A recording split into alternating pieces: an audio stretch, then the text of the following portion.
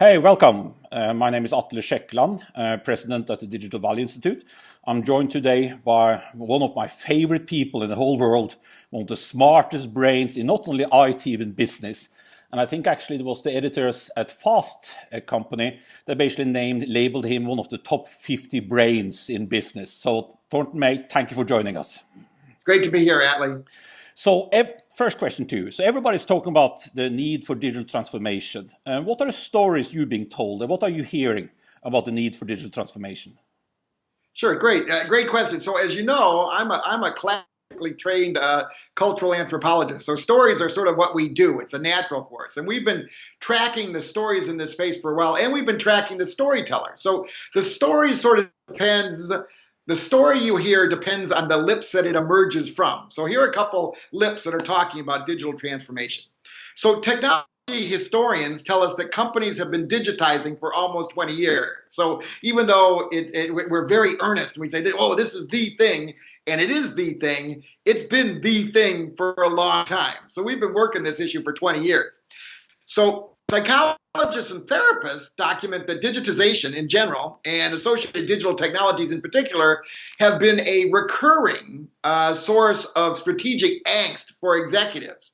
And so in sequence, over time, C-suites have been afraid of being Kodak, i.e. failing to jump to the next technology curve, Netflix basically failing to adapt to changing customer buying patterns, Amazon having digital competitors render product and services irrelevant, Tesla having a charismatic outsider co-op critical destinations on the digital horizon, Uber, which is basically someone offers we're victims of offering subpar customer experiences, and most recently now AI having algorithmic competitors outsmart incumbent offerings. So there's a real dark side to this, like somehow digitization is a source of, we're so concerned about doing it wrong that we're not delighting in the value that we're creating. Now, the industry trade press approach, the stories we're getting from them repeatedly and naively insist that organizations are just one, if you will, framework or one methodology or one technology or one conference or one mega project away from digital nirvana.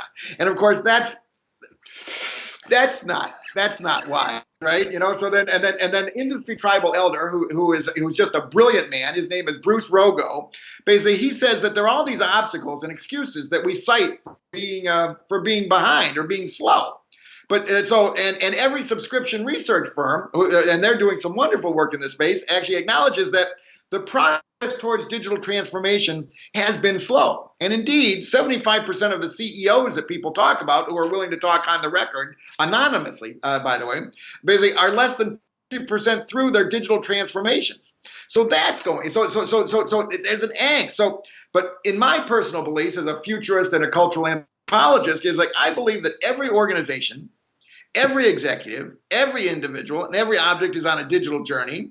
But sadly, most have no map, no compass, and bad shoes. All right. So and then we have the data from McKinsey and Booz Allen and BCG, and they tell us that right from their somewhat substantial research that only 1/4 of digital transformation succeed. So there's a lot of darkness here, right? So the question you and I are asking, and that we're going to be asking throughout the programs that we offer at the Digital Value Institute is, does digital transformation, which we abbreviate as DX, does it have to be so hard? Does it have to be a sad and scary story? And one of the things that we're finding, and this comes from our amazing advisors, like the 12 or 15 advisors at the advisory council that we've assembled at the Digital Value Institute, is that in fact, no, there is a positive pathway. There is hope. And in fact, one of the things that we're seeing, a commonality or a common thread or a best practice or most appropriate practice that we see from all of our advisors is they are actually changing the language that people use to talk about these digital transformations and, if you will, digital strategy. In fact, so like Vince Kellen, who is the CIO at University of California, San Diego, they're doing amazing things. He talks about basically how what propels them forward is something called anchor visuals. They are using very compelling pictures, if you will, to actually drive their organization forward. And these pictures are basically they focus on the user, if you will, the user of the information and the user of the data versus what has historically been the enterprise architecture diagram, which is a technical story which does nobody any good. Now, at the University of Pennsylvania, Tom Murphy, who's the CIO there, and they're an amazing institution, but they are very, very federated. I mean, there is no centralization there. So as opposed to using the phrase strategy, which comes with a lot of baggage, they use the term digital ambition. All right. So and they are now socializing and collecting from all the various departments. What is the digital ambition? And then at University of Alabama, Birmingham, the CIO there, Dr. Curtis Carver, they talk about digital moments. So in the past, when they were doing digital strategies, they would talk about the 100 wins of IT. But now they've migrated to digital moments. And what they've said is, what are those most important digital moments in your professional life in 2019, in 2020, in 2021, 2022, and 2023. So, and the nice thing is the strategic plan itself will instead be stories of our users moving forward in time. So the story it used to be a horror story, and now it's kind of becoming a Disney happy tale. so there is hope. And would you say, based on you discussing this with a lot of different CIOs, because it seems like there's let me rephrase my question. It seems like there's a lot of digital experimentation going on, but people are struggling with the transformation bit, moving from the experimentation to the transformation. What would you say are the most common barriers they need to overcome to make that shift? That's a great question. Well, the number one barrier that everyone cites is expectations. There is massive misunderstanding of digital transformation, right? Because it has been there's bad data about basically digital transformation, and the media is to blame, and the consultancies are to blame. I mean, we're all to blame, I guess. But the expectations, because when you ask people 5 years ago when we talked about digital transformation, people erroneously believed that digital transformation was quick. It simply involves buying and installing one or two technologies. It will be done by others, i.e. IT or a consultancy, right? Or an outsourcer or a systems integrator. And it has a certain endpoint. Each and every one of those assumptions is wrong. All right. And the people who are doing it right, so they take, for example, so Atlanta, one of the most, if you will, disruptive, or one of the vertical markets that is transforming the most in the digital realm is media, right? Basic journalism and newspapers and magazines. So Atlantic Media Inc., which is the publisher of The Atlantic, is doing a great job on their digital transformation. But their digital journey has been 10 plus years, all right? But they are a digital company, and one of the ways they measure that is basically the vast majority of their revenue now comes from digital sources. So that's number one, is we have to fix the expectations. Basically, but that it's easy, it's simple, it's just installing. It's actually personal to us. That actually comes to the next barrier, is that people change at different speeds. People change at different speeds. So you have to personalize. So if you have basically if you have 200,000 employees, you're going to have a change management program with 200,000 micro stories, right? You're going to have to make it simple, but it is simple to do that, or that's a manageable exercise, because you can use that great, if you will, knowledge age from the dark annals of time, basically from Descartes, the 4-box matrix. All right, so there are 2 4-box matrices that people are using. One is on the y-axis is the capability to change, i.e. your ability to change, your capability to change, and on the x-axis is your willingness to change. So you actually put people on that, all right, and then you create a program for where they are on those boxes. Very manageable, very, very, your success goes up materially.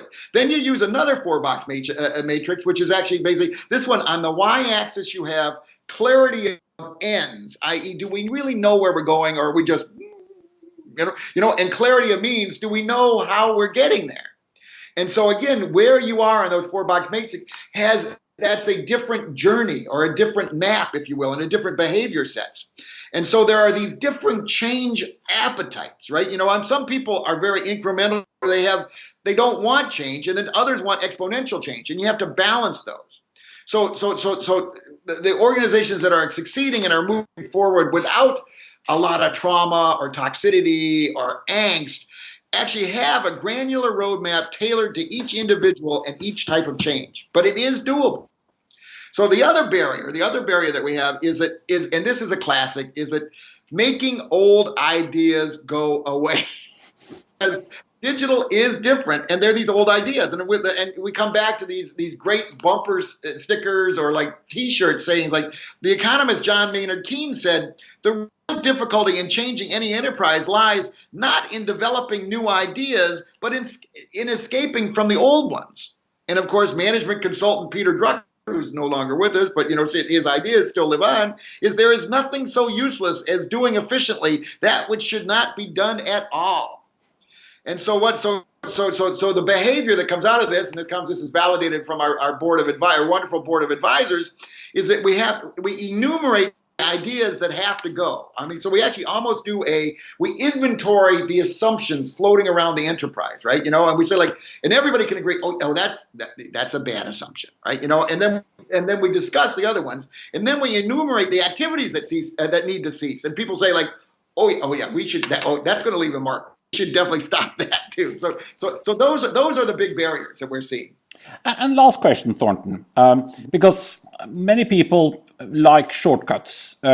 Is there a way to, quickly move forward?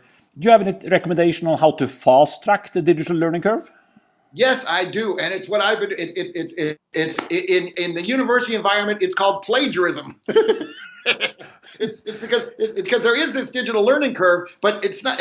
But you should say learning curves, plural, not learning curve. And so you want to piggyback on the lessons of others, because everybody, the Fortune 500, the DAX, the Quran, every organization in the world is on this journey, so we can learn from all of them. And so that's one thing. It's like basically you've got to come together and share experiences, which is what the Digital Value Institute is all about. And then you create what we call, and we've actually learned this from the top forecasters in the world. You don't use one model, you use multiple. So you create an ensemble, i.e., you grab a lot of mental models of trends and bring them together. So you'll go to Google Trends, and you go to subscription researchers, and you go to magazines, you go to newspapers, you go to think tanks, you go to universities, you go to venture capitalists, and you go to consultancies. And then you bring all that together, and the sad part is the knowledge is there. It's just nobody's taking the time to actually assemble it, synthesize it, interrogate it, and then say, oh yeah, that makes sense, right? So that's another thing we can do to accelerate the learning curve. And the other interesting thing you do is hang out and learn from ahead of curvers. There are people who basically, live ahead of the curve. And so in the apparel industry, right, which is always, that's where we got the whole idea of trends and fashions and fads. Basically, apparel retailers follow blogs and social media accounts of people in the fashion industry, including stylists who select clothes for celebrities. So Walmart, which most people would not view as a fashion-forward retailer, but Walmart commercials during the telecast of last month's Academy Awards featured well-known Hollywood stylists. So they are actually hanging out with people who are living or hanging out in the future. So yes, we can accelerate the learning curve. And so to summarize, so you aggressively and visibly manage knowledge. You sort of say, and so you articulate we call them your KKs, your KUs, and your UUs. And that, of course, stealing or borrowing from Donald Rumsfeld. But your KKs are known knowns. What do we know we know? All right, write those down. All right, what do we know we don't know? We write those down, and we sort of that's our known uncertainty. And actually, at University of California, San Diego, they have an aggressive program of basically identifying what they don't know. They call them sticky wickets. And so then they go after, they identify them, and then at the end of the project, because at the end of the project, at the beginning of the project, you have lots of sticky wickets. If you're going forward with machine learning or like basically some, or say, some big data program or something like that. But at the end, you should have resolved some of those sticky wickets and created new sticky wickets. You got those going on. And then be very honest, because it's okay to be this way. Be very honest about what you don't know, your unknown unknowns.